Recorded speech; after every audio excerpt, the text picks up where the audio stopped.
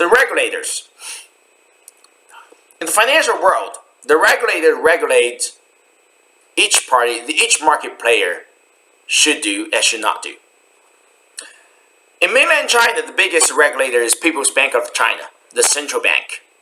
Remember that a lot of central banks are not called blah blah central bank. People's Bank of China is a central bank. It's not a bank. People's Bank of China now is a government institution. It's not a bank. Okay. Bank of China, ICBC, ABC, Agricultural Bank of China, China Construction Bank, they are commercial banks. They are banks. Well, some of them also have the investment banking arms. They also do the investment banking services. But People's Bank of China is a regulator. So PBC regulates what these banks are doing, what these financial institutions are doing.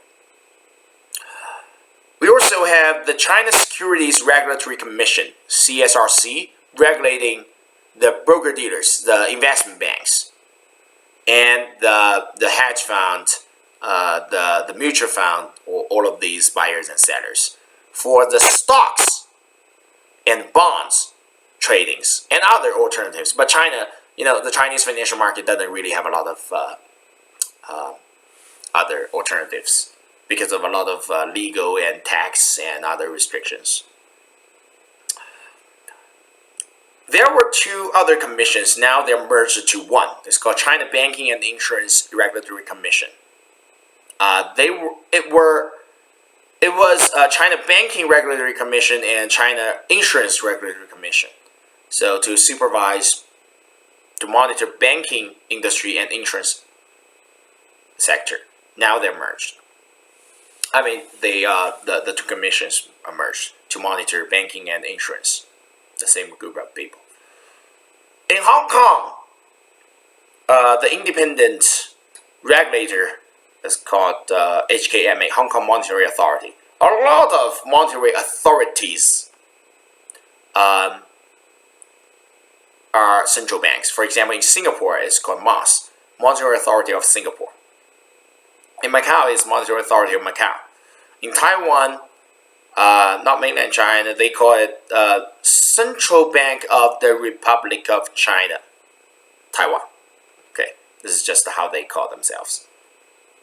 In the U.S., there are a lot of regulators. For example, Federal Reserve System. Remember, Federal Reserve is, some people call it Federal Reserve Bank, but it's not really a bank. Federal Reserve System has one Federal Reserve, and 12 branches.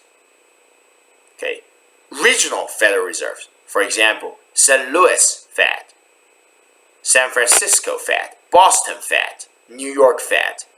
Okay, the board, the headquarters, the central one, the biggest one, Federal Reserves, is in D.C., the capital of USA.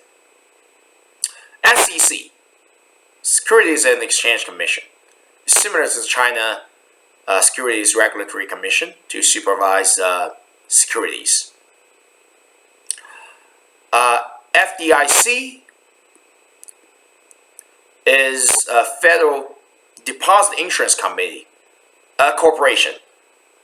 This FDIC's use is to ensure the depositors that if a federal bank is going bankrupt, the government, represented by the FDIC, will compensate the depositors to avoid the potential bank run.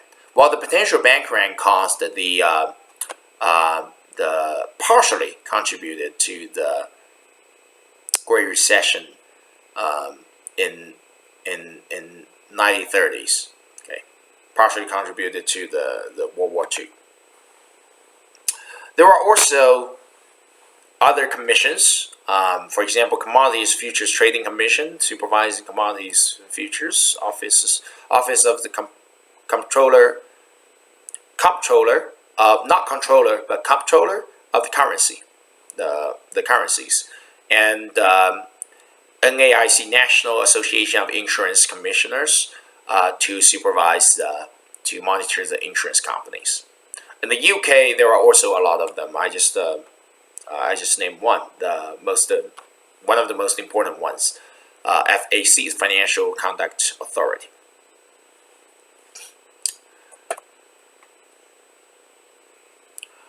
There are a lot of things about finance. The good ways to learn finance, I think, besides attending my class and reading the textbooks, doing the homework, is that you can take your time and prepare early for some professional qualifications. For example, CFA for a financial analyst for all of the financials. CFA has a level 1 and level 2 and level 3. Okay, and CIA has level 1 and level 2, and FRM, Financial Risk Management, the risk management for risk. FRM is relatively easier compared to CFA and CIA.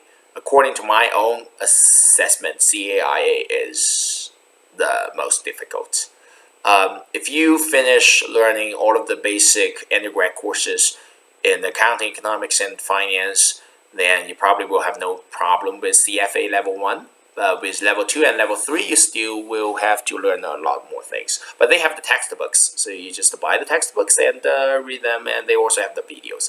There are a lot of training institutions, and CFA and FRM are almost the most important qualifications that the financial industries in London, New York, and Shanghai, Hong Kong, the most important ones they value. If you want to go into the hedge fund, mutual fund, then especially hedge fund, private equity, then CIA will provide additional value. If you want to know the daily life of financial professionals, for example, what is the daily schedule of the analyst in investment banks? What do the traders do? You probably want to read the Vault Guide.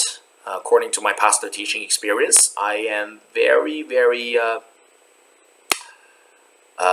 I feel very sorry that a lot of students, almost 100% of the students, second year students, never heard of the Vault Guide. The Vault Guide is really useful. HKU, University of Hong Kong, very generously, the libraries of our university very generously subscribe to the Vault Guide. So you can download the Vault Guide with accounts that our libraries provide. So they provide very detailed information about every role in the financial industry in different companies. So if you can finish reading all of them, I think you will have no problem in preparing the interviews for the financial institutions. I also advise you to prepare early to get an internship. Okay, a lot of students told me that the companies want some people, the interns with experience, but they don't have experience. To prove your experience, I think the easiest way is to get the qualification. Okay, Hong Kong also have some even easier than CFA and the FRM, the qualification exams, level 16, different levels exams. You can check with with online information, and you can pass the qualifications and put them on your CV. And you read the Vault Guide, be familiar with the roles, and also importantly, spend your time, besides preparing for the qualification and attending classes, doing the homework, make more connections. Okay, how do you make connections? You go to the different professional conferences. A lot of information in the public online, and if you're in Hong Kong, you have a lot of opportunities to go to there. The events. Most of the events are free, and they have free food. You can go there and enjoy free food and know people. Okay, sometimes it's more useful than you communicate with senior year students, because senior year undergrads, they are still undergrads. They probably don't have much more experience than you do.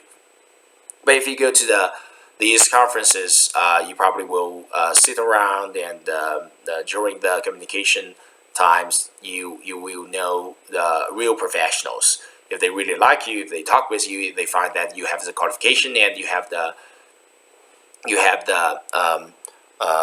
understanding of the different roles, they probably are willing to give you a they will probably be willing to give you a opportunity to do the intern. Once you have the first internship, it's easier for you to have the second, third, and more internships. Once you try the sales side internship, you probably want to try the buy side service and the maybe some other different type of companies, and